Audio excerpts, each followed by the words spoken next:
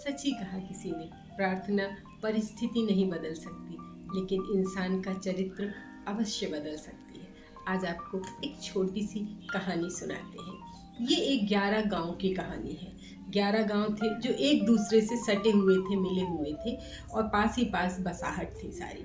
11 गांव के लोग आपस में भी एक दूसरे से बहुत अच्छी तरह कनेक्टेड थे। एक बार की बात है, इस 11 गांव में काफ़ी लंबी समय से बारिश नहीं हुई। वहाँ अकाल की स्थिति जो है उत्पन्न हो गई। सारे गांव वाले बहुत ही दुखी थे। उनसे जो हो सकता था वो सारी प्रार्थनाएं की। किसी ने अगर कुछ जादू टोना टोटका बताया तो वो भी किया कि हमारे गांव में बारिश हो जाए और ये अकाल का समय यहाँ से निकल जाए।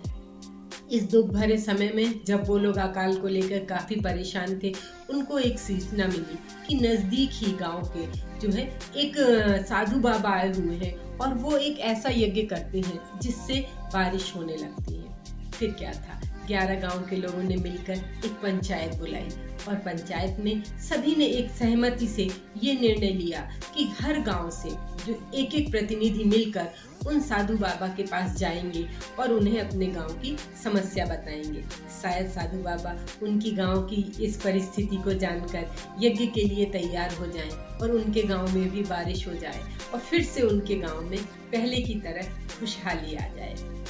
ठीक है, सभी का सर्वसम्मत निर्णय था। अगले दिन हर गांव से एक एक प्रतिनिधि इकट्ठे हुए और वो सारे लोग बस में बैठकर जो है वो साधु बाबा के पास पहुंच गए। उन्होंने साधु बाबा के पास पहुंचे और अपने बारी का इंतजार करने लगे। जब उनकी बारी आई तो वो 11 लोग साधु बाबा के सामने बैठ गए और उन्होंने अपनी समस्या बताई कि किस तरीके से ये 11 गांव जो है अकाल से ग्रस्त है, यहाँ बारिश नहीं हो रही। और उन्होंने कहा कि हमने आपकी ख्याति काफ़ी सुनी थी कि आप एक ऐसा यज्ञ करते हैं जिससे बारिश होने लगती है, तो हम सब आपके सामने हाथ जोड़ के विनती करने आए हैं कि आप वो यज्ञ कर दीजिए जिससे हमारे गांव में भी बारिश हो जाए। साधु बाबा ने सबकी बात सुनी और वो तैयार हो गए। उन्होंने कहा ठीक है, आप लोग 2 दिन बाद आइए और यज्ञ होगा।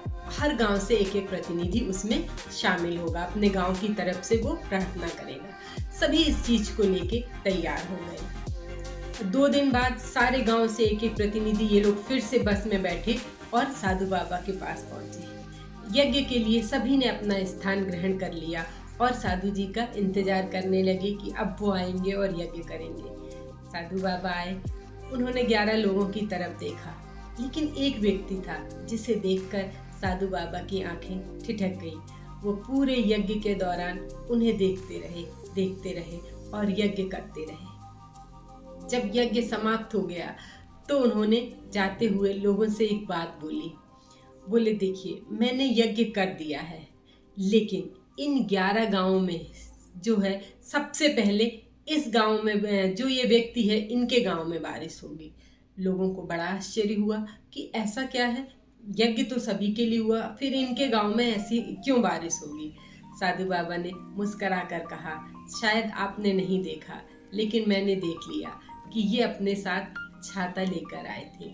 इनकी प्रार्थना में विश्वास इतना था कि इन्हें मालूम था कि जैसे ही यज्ञ होगा बारिश होगी। इसीलिए मैं कह रहा हूँ कि कहीं पे भी बारिश बाद में हो या ना हो, लेकिन इनके गांव में आज बारिश जरूर होगी। सब लोगों को साधु की बात थोड़ी अजीब सी लगी, लेकिन उन लोगों ने कुछ भी नहीं कहा। सब के सब फिर से उस बस में जाकर वापस बैठ गए और जैसे ही जिसका गांव आ रहा था उतरते जा रहे थे और जैसे ही उस व्यक्ति का गांव आया जो अपने साथ छाता लिए हुए था, वो बस से बाहर निकले। ये क्या था, गड़गड़ाहट के साथ बारिश शुरू हो गई। उन्होंने छाता लगाया और वो चल दिए। सब देख रहे थे। जी हाँ, बात विश्वास की है, बात प्रार्थना की शक्ति के साथ साथ आपके विश्वास की है। सच ही कहा कि प्रार्थना परिस्थिति नहीं बदल सकती, लेकिन हमारा चरित्र अवश्य बदल देती है। और जब हमारा चरित्र बदल जाता है तो परिस्थिति अपने आप ही बदल जाती है। आप भी अपने जीवन में जब भी प्रार्थना आप करें, उसी विश्वास के साथ करें कि आपने जो मांगा है आपको वो अवश्य मिलेगा। ये एक छोटी सी कहानी है, लेकिन हम सब के अंदर एक वो भावना पैदा कर दे सकती है कि हमारे मन से निराशा मिट जाए, क्योंकि जहाँ विश्वास अटूट होता है वहाँ वो प्राप्ति अवश्य ही होती है, किसी भी रूप में हो। लेकिन जब विश्वास इतना तगड़ा हो जाए तो हमें वो बहुत कई गुना ज़्यादा के रूप में भी मिल जाता है।